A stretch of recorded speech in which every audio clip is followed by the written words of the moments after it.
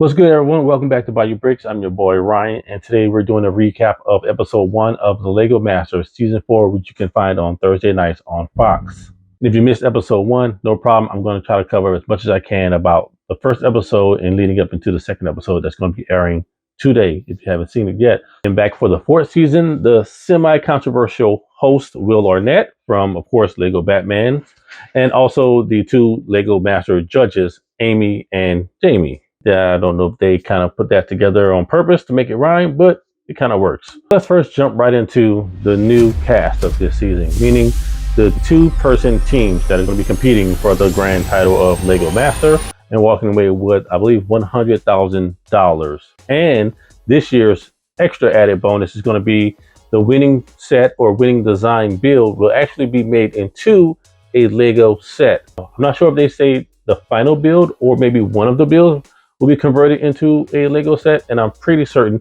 that it won't be the exact build. With those who are familiar with the Bricklink Designer program, most of the actual submissions are modified quite a bit to fit into Lego's, standards. Let's jump right into the teams. So first we have Aubrey and Ryan.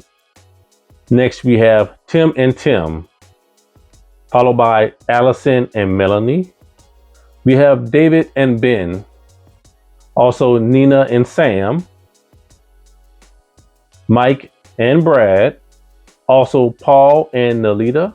There's Emily and Kelly, Jordan and Chris, Karen and Amy, also Christopher and Robert, and finally Lewis and Alex. So there are your 12 teams that will be competing this year or season 4 of Lego Masters. I doubt they're going to be dropping in a extra team like they did in the past, but I am predicting that there may be a couple of episodes, maybe 1 or 2, where there's no eliminations. Right into episode 1's Brick Lake theme. The episode pitted the teams against each other to design a floating boat apparatus with a party type of theme or environment to it.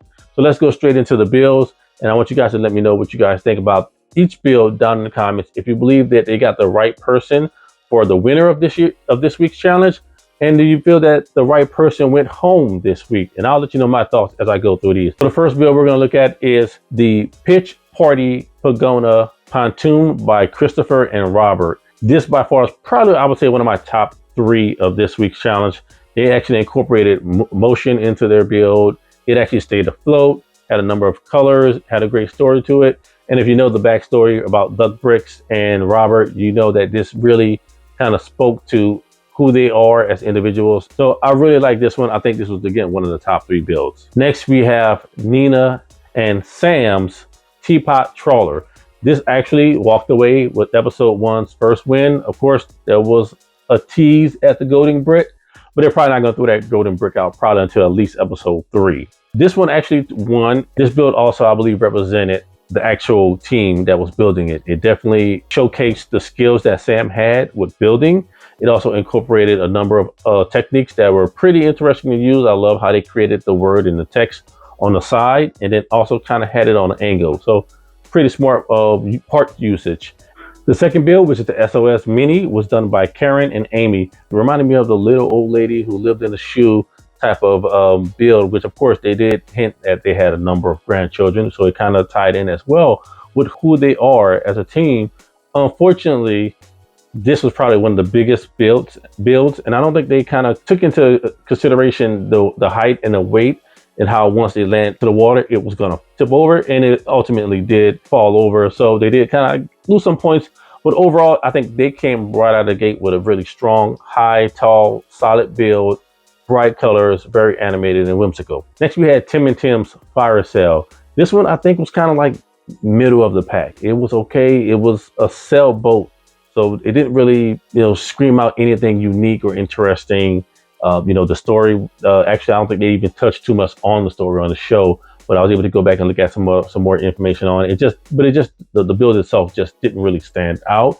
Next, we had Mike and Brad's The Bear Shack, which, if you watch the show, you saw that they wasted maybe 60% of the time, had to start over, just wasn't really clicking when it came to the build. And by the time ran out, they had basically like a shell of a build. I'll say, if you are going to go on the show, definitely have a game plan to limit the amount of time you have on designing and focus on the building. Of course, this was the team that was eliminated. The judges were correct. I think you kind of anticipated this team losing based on what you saw. Next, we had Aubrey and Ryan's Pina Luau, which was really cool. I really like the theme of this one. I mean, it had the pineapple, it had like the grass skirting around the side, the palm trees.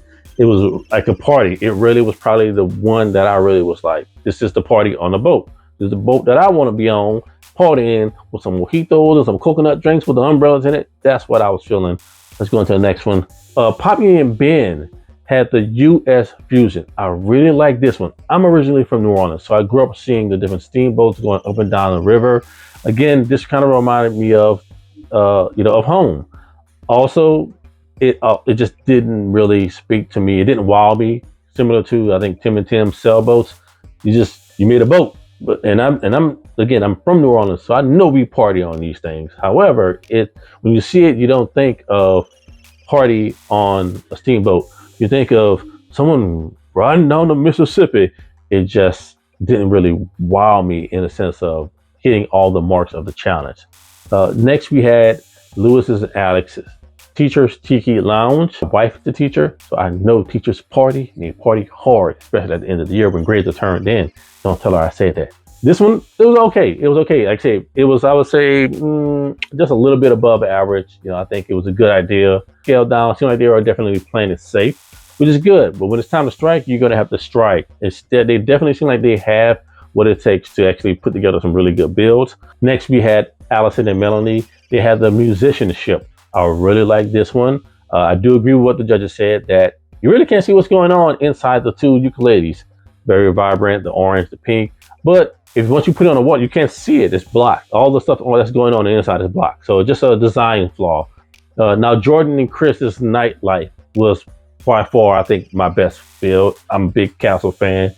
You might see some of my Castle sets in the back here. And it definitely showed that these guys know how to build. They know how to incorporate different types of techniques into their builds. So they're probably going to really be the ones that's going to be the team to beat this season on LEGO Masters. That's what I'm putting my money on. I'm on a Jordan and Chris boat right now, and we're floating and we're partying. Up next, there was Paula and Nolita's Dairy Fairy. Really like this one. Again, I think they were also playing it very safe. It was a very simple build, very simple. Made a great story, made it funny. Putting the cheese there, the dairy, fairy, like it all works. This is probably one of those middle of the pack, maybe a little bit below average. I definitely want them to maybe take some risks in the future and make, I think they can, and they'll do well. And finally, we had Emily and Kelly's Victory. This was one that was also at risk in week one. They, again, just didn't really do a good job at detailing it. I saw the top had a tennis player on the court by themselves. It just seemed like it was incomplete from how I saw the build. They're going to have to do a lot to pull themselves from the bottom right now. So I think everyone's kind of looking at them, and they're probably feeling the pressure as well that they did a bad job the first week, and you don't want to be there on there week 1, week 2, week 3, and you're already gone. So there it is, guys. That's my recap of episode 1, season 4 of the LEGO Masters. You can watch it on Thursday nights at Fox. This video is not sponsored. I just wanted to kind of let you guys know how I felt about the different builds. And if you like this video, make sure you hit like and subscribe. Make sure you also follow me on TikTok and Instagram.